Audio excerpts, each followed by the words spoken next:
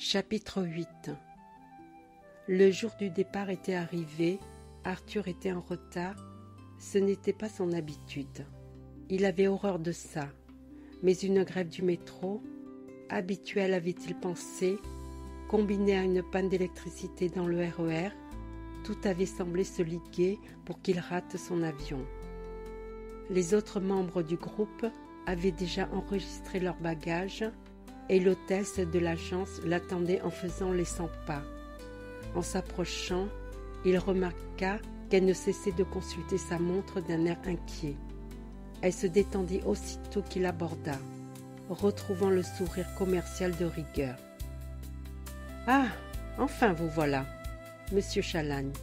Je commençais à désespérer. » Puis, avec un sourire complice, elle ajouta « Pour votre punition, en tant que bon dernier, je vous confie les documents officiels que vous devrez présenter au contrôle à l'arrivée et remettre ensuite à votre guide. Faites-y très attention. Sans eux, pas de possibilité de pénétrer sur le territoire chinois. » Puis elle lui expliqua ce qu'il aurait à en faire lors du passage à la douane. Elle le quitta sur ses instructions et il se précipita pour effectuer son enregistrement. Puis il se dirigea vers le hall d'attente afin d'y retrouver les autres participants au voyage. Il ne se souvenait que d'un seul visage, remarqué lors de la présentation d'avant-départ. C'était celui d'une petite blonde au regard coquin qui l'avait fixé droit dans les yeux. Il la reconnut aussitôt en l'apercevant qui pérorait en faisant de grands gestes à l'attention de ses futurs compagnons de route, donnant force détails sur les péripéties de son propre trajet dans le RER, qui avait dû, sans doute, être aussi mouvementé que le sien. Il se présenta brièvement à tous les membres et s'assit seul au bout du banc qui faisait face au groupe. Fidèle à son habitude, il passa un long moment à les observer, détaillant aussi discrètement qu'il le pouvait chacune des personnes qui allaient partager sa vie pendant les jours qui venaient. Puis le temps passant, sa curiosité s'émoussa et il les abandonna pour se rendre dans les boutiques qui se trouvaient dans le hall.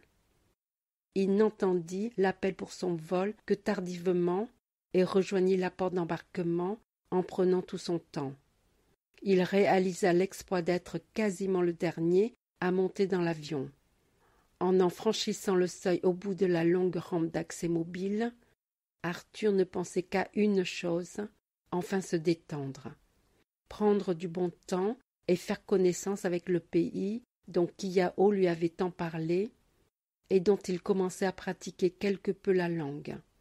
À cet instant, il était encore sincèrement persuadé que son désir de voyager dans cette partie du monde résultait simplement d'une intense curiosité pour ce qu'il pourrait y découvrir. Il trouva rapidement son siège, situé en bord d'allée, s'installa et jeta un coup d'œil autour de lui. Sur sa gauche, près du hublot, était assise la Souillon, ainsi qu'il avait, pas très charitablement, baptisé la fille appelée Jeanne, à cause de son aspect négligé d'un autre âge. Il faut dire que pour la mode, il était un expert. À côté d'elle, Martin, le mari de la blonde, qui lui avait servi de repère. Et en bord d'allée, sa compagne. Elle, pétillante, pleine de vie, sûre de son charme, jetait un regard conquérant sur le monde. Le conjoint, qui dès le décollage avait commencé à s'assoupir, avachi sur son siège, montrait un visage aux traits réguliers surmonté d'une jolie chevelure bouclée qui laissait supposer qu'il avait dû être un beau garçon dans une époque révolue, celle où il avait réussi à conquérir le cœur de la jeune femme. Dans la même rangée que lui, séparé par un couple de retraités, était assis le couple de plats qui encadrait leur communion. Il ne parvenait pas à avoir un avis sur Juliette, la mère.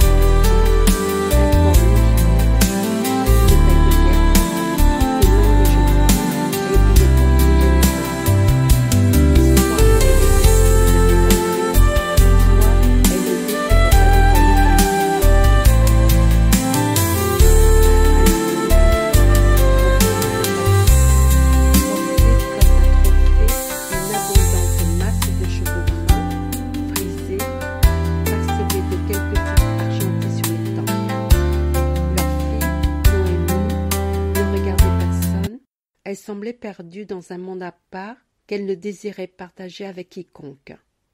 Dans la rangée du devant, Madeleine et Jeannot Marchand représentaient les derniers inscrits pour le voyage. Le jet avait décollé depuis 1 heure environ, quand retentit l'annonce de la chef de cabine indiquant qu'un petit déjeuner allait être servi.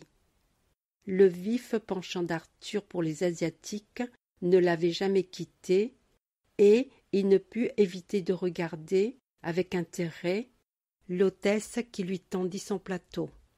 Sur le badge fixé sur sa veste, aux couleurs de la compagnie, était inscrit « Lignou ».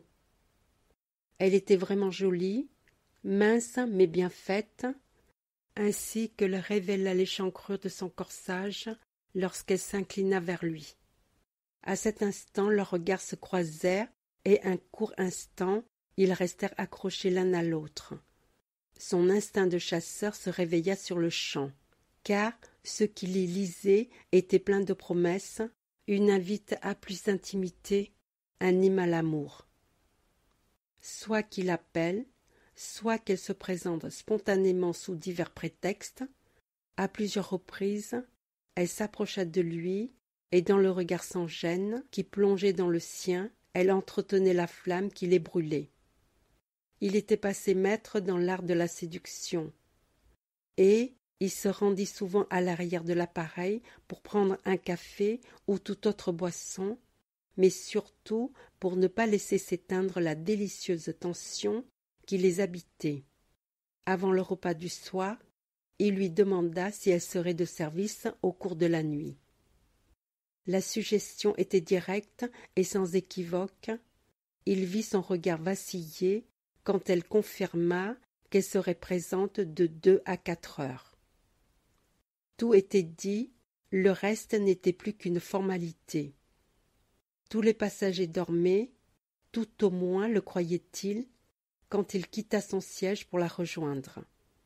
Elle l'attendait impatiente, presque fébrile.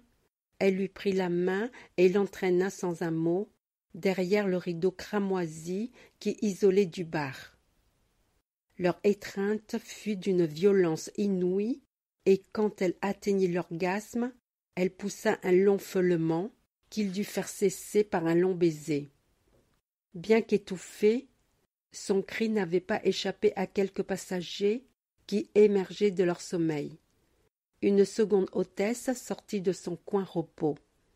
Il était grand temps pour Arthur de changer d'endroit. Tandis qu'il quittait les lieux, il découvrit la blonde Ghislaine immobile près du bar qui lui jeta un regard interrogatif qui en disait long. À quelques pas, semblant attendre devant les toilettes, la Souillon et Juliette discutaient ensemble et firent semblant ne pas le voir arriver. Pourtant, quand il passa devant elle, la Souillon baissa les yeux vers le sol, mais Juliette lui murmura, un léger sourire au coin des lèvres. « Le voyage est long, il faut bien passer le temps, n'est-ce pas ?» Un instant, interloqué, il se demanda si les deux femmes avaient compris ce qui venait de se passer ou si tout simplement elles soupçonnaient quelque chose. Néanmoins, il chassa très vite ses pensées parasites. Sa vie ne les regardait pas et après tout, il n'avait rien à faire du jugement qu'elle pouvait porter sur lui. Il ne se doutait pas que cette aventure banale et sans lendemain, bientôt connue de tous les participants au voyage, allait mettre en mouvement un mécanisme infernal dont l'issue serait dramatique. Il retourna à sa place, s'installa le plus confortablement possible et dormit comme un bébé jusqu'à ce que la cabine ne se réveille au petit matin, au moment où les passagers, sortant un à un de leur sommeil, ne se préparent à profiter de la dernière collation du voyage. Sur le petit plateau que l'inouï lui tendit, il trouva une carte de visite où figurait son nom, son numéro de téléphone et quelques mots écrits en anglais d'une banalité confondante. I love you. Tandis qu'il s'engageait sur la passerelle pour descendre sur le tarmac, Elle lui fit un léger signe de la main auquel il ne manqua pas de répondre. Si la jeune fille avait quelque illusion sur la suite qu'aurait cette nuit, lui n'en avait aucune. À part un miracle improbable qui pourrait décider que le même équipage assurerait le vol du retour, il était parfaitement conscient qu'il ne reverrait jamais la jolie Linouille. Aussi, il referma sans aucun regret le livre de cette aventure et l'oublia aussitôt. Il suivit consciencieusement les directives indiquées par l'hôtesse parisienne, assurant l'entrée sans incident de ses compagnons sur le territoire de la République populaire de Chine.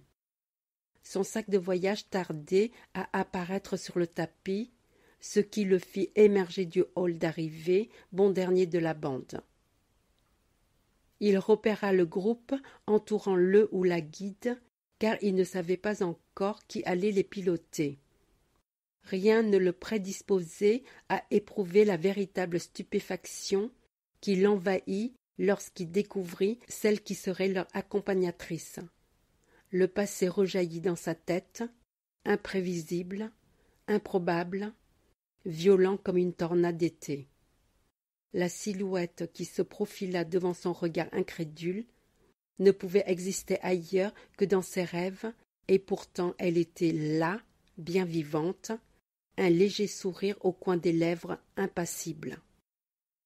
Il n'y avait aucun doute, devant lui se dressait une copie conforme de Kiao, son amour perdu, qu'il croyait avoir relégué au rang des souvenirs rejetés à jamais. Même silhouette, même chevelure soulignant une origine ethnique identique, une fraternité incroyable au-delà du temps et de l'espace. Et surtout ses yeux, ce regard profond et mystérieux venu du fond des âges qui le clouait au sol, paralysé d'émotion. Il avait prévu de faire le malin, d'épater la galerie en faisant étalage de sa connaissance de la langue, et, en dépit de sa surprise, il ne put se priver de le faire. Il se sentit honteux, mortifié quand il ne décerna aucune lueur d'intérêt dans ses yeux, autre que la surprise, quand il se présenta en chinois. Il lui tendait les papiers, d'une voix douce, elle dit « Bonjour, je m'appelle Chia He. Mais on me nomme couramment Chia, tout simplement. » Elle jeta un coup d'œil sur la liste qu'elle tenait en main. « Vous, c'est Arthur, n'est-ce pas ?» Tous ses effets abolis, il lâcha d'une voix mal assurée et néanmoins dans un chinois impeccable dont il ne se serait pas cru capable. « Xiaohu Xiongga Chia. » Elle hésita une seconde et, visiblement surprise, elle répondit dans la même langue. « Vous parlez notre langue ?» Puis, sous le regard étonné des autres, elle répéta les mêmes mots en français. « Oh !» répondit Arthur, « seulement quelques mots. » Puis il sembla se retirer en lui-même et s'éloigna de quelques pas, faisant mine de s'intéresser à la foule qui s'agitait autour d'eux. Si la jeune femme n'avait laissé transparaître aucune émotion, elle n'était pas sortie indemne de ce premier contact avec Arthur. Elle avait ressenti un intense choc émotionnel qu'elle ne pourrait oublier. D'aussi loin qu'elle se souvienne, jamais aucun regard ne l'avait pénétré avec tant de force, ni n'avait provoqué un tel traumatisme dans tout son être. C'était un sentiment inconnu qui lui faisait très peur, car il bouleversait toutes ses certitudes. Bien qu'elle ignore tout de la commotion qu'avait également éprouvé Arthur, elle était affolée par ce qu'elle avait lu dans ses yeux. Il lui faudrait du temps pour qu'elle analyse avec réalisme et comprenne que l'émotion particulière qu'elle avait ressentie lors de cette première rencontre, loin d'être anodine, avait été bien plus importante qu'elle n'avait su initialement l'interpréter. Son moment d'égarement, que personne ne semblait avoir remarqué, n'avait pourtant pas échappé à Madeleine, le médium, qui se souviendrait de ce qu'elle avait pressenti lors de son premier contact avec chacun des jeunes gens. Chia devait se ressaisir. Elle avait un job à accomplir. Rapidement et avant de donner le signal du départ, elle prit connaissance du prénom de chacun des passagers. Elle ne les oublierait plus. Puis, d'un mouvement réflexe, elle balança son bras au-dessus de sa tête et s'écria « Allons, les amis, notre bus est garé sur un parking réservé. Première étape, notre hôtel. » Durant le trajet qui les menait vers le centre de la cité, non loin de la place Tiananmen, elle commença par leur présenter Chang, leur chauffeur. Puis au fur et à mesure du déplacement du car, tout en commentant l'histoire de la ville, elle leur désigna les différentes curiosités ou points importants devant lesquels y passaient, ajoutant sur chacun les commentaires historiques ou les caractéristiques architecturales qui les concernaient. Elle avait l'habitude de parler au groupe qu'elle pilotait, comme si elle s'adressait individuellement à chacun de leurs membres, et elle savait que ses auditeurs le ressentaient ainsi. C'était l'ABC du métier. Cependant, pas une seule fois elle ne parvint à capter l'attention d'Arthur, qui tout au fond du minibus semblait à milieu de son discours. Cette attitude chez un des participants avait le don de l'énerver, et cette indifférence apparente attisait encore la curiosité qui la portait vers le garçon. Ils n'étaient plus très loin de leur destination, le car contourna la grande place Tiananmen, connue du monde entier pour les événements spectaculaires et surtout tragiques qui s'y étaient déroulés. Le véhicule s'engagea dans une avenue adjacente et stoppa le long du trottoir. « Nous allons prendre nos bagages, puis nous marcherons quelques mètres. L'accès à l'hôtel en voiture n'est malheureusement pas possible. » L'hôtel Husong-Yuan était bâti dans une architecture traditionnelle et situé dans un huton dont l'existence n'allait pas durer dans le temps. Quelques maisons anciennes qui semblaient protégées échapperaient sans doute à la fureur des démolisseurs, le reste disparaîtrait inexorablement. L'établissement était confortable, les chambres spacieuses et le petit déjeuner qui leur fut servi peu après sur une grande table installée dans une vaste cour carrée entourée d'arcades était délicieux. Chia-He leur donna quelques explications concernant le déroulement de leur périple et leur indiqua que cette première journée était classée en journée libre. « Installez-vous, prenez un peu de repos, nous nous retrouverons à midi, au même endroit pour le déjeuner. » À l'heure dite, personne ne manquait à l'appel pour s'installer à nouveau autour de la même table où leur fut servi un menu typiquement chinois. Ce premier contact avec la véritable cuisine chinoise leur donna un aperçu plus que positif qui ne se démentit jamais de ce qu'ils allaient consommer au cours de leur séjour.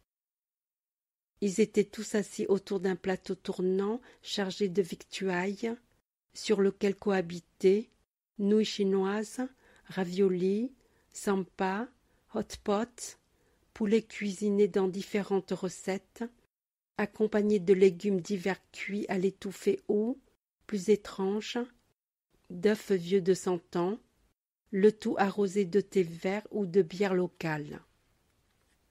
Les plats circulaient, passant l'un après l'autre devant les convives qui se servaient abondamment.